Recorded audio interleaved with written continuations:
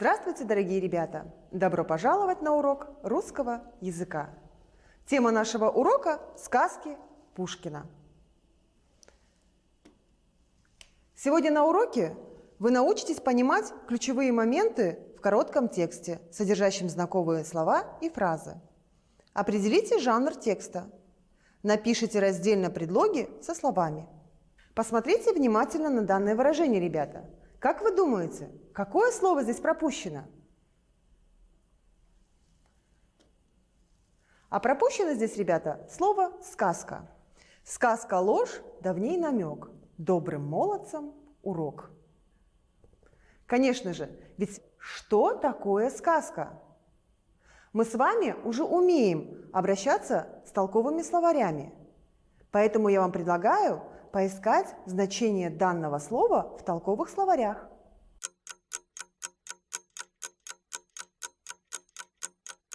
Проверьте себя, ребята.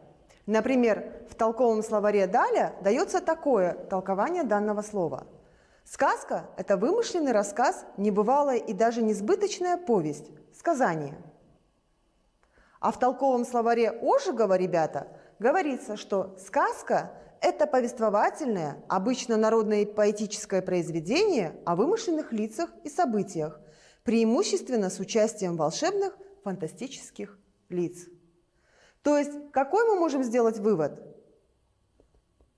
Сказка, ребята, это такое произведение, в котором есть волшебные герои и волшебные предметы.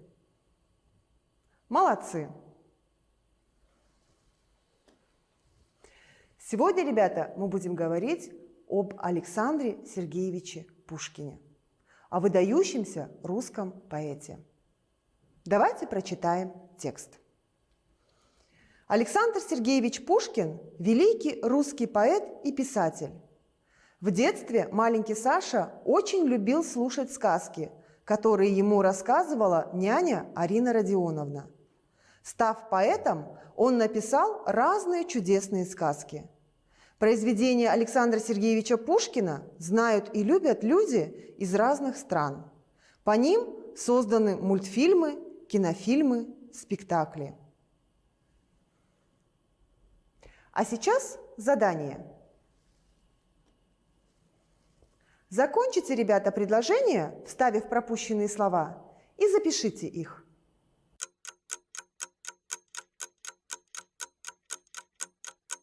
Проверьте себя.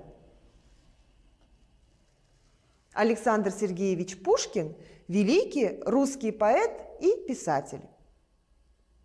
Маленькому Саше сказки рассказывала няня Арина Родионовна. Он написал разные чудесные сказки. Молодцы, ребята!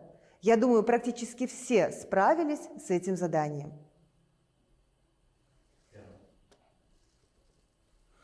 А сейчас, ребята, я предлагаю вам следующую работу. Посмотрите на строчки из сказок, которые принадлежат перу Александра Сергеевича Пушкина. Давайте мы докажем, что это действительно сказка.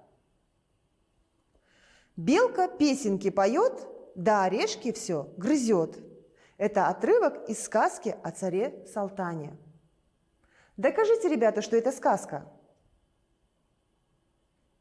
Верно, ребята. Здесь говорится о том, что белка поет, а это невозможно.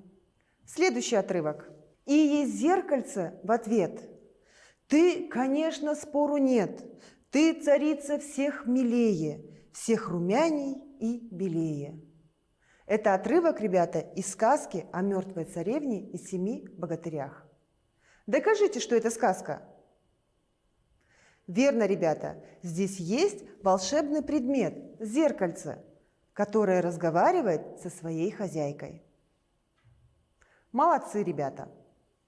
А теперь мы с вами познакомимся с произведением Александра Сергеевича Пушкина, которое называется «Сказка о рыбаке и рыбке». Жил старик со своей старухой у самого синего моря. Они жили в ветхой землянке, ровно 30 лет и 3 года. Старик ловил неводом рыбу, старуха прила свою пряжу. А сейчас давайте проведем небольшую словарную работу по прослушанному отрывку. Соедините, ребята, слова и их значения. Ветхая землянка, невод и пряжа.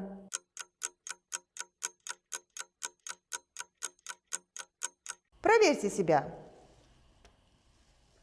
Ветхая землянка – это старое жилище, вырытое в земле. Невод – это сеть для ловли рыб. Пряжа – это скрученная нить. Молодцы! Я думаю, вы все справились с этим заданием. Продолжим чтение нашей сказки. Раз он в море закинул невод, пришел невод с одною тиной. Он в другой раз закинул невод, пришел невод с травой морскою. В третий раз закинул он невод, пришел невод с одною рыбкой, с непростою рыбкой, золотою. Вы прослушали второй отрывок, ребята? Давайте проведем словарную работу. Соедините слова и их значения. Тина – другой раз.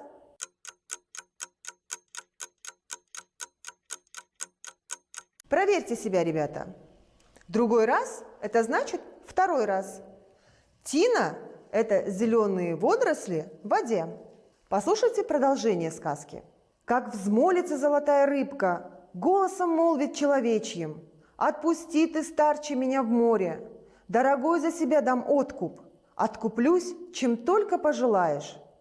Удивился старик, испугался. Он рыбачил 30 лет и 3 года и не слыхивал, чтоб рыба говорила. Давайте проведем словарную работу по этому прослушанному отрывку. Соедините слова и их значения. Старче – откуп.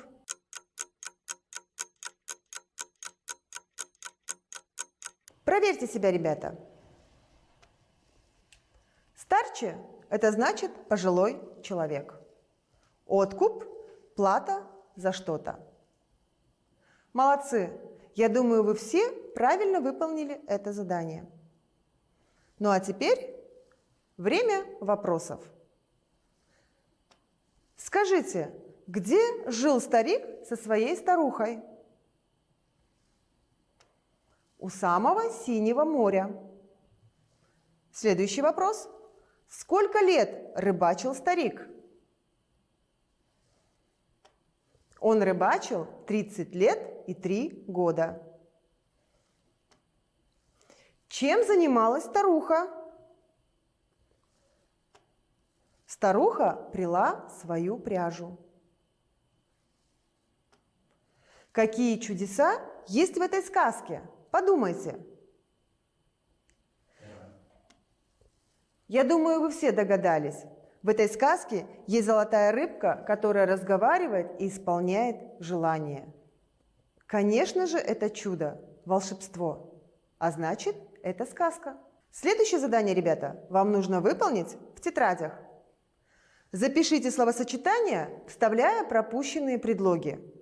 Вспомните содержание сказки. Не торопитесь, будьте внимательны.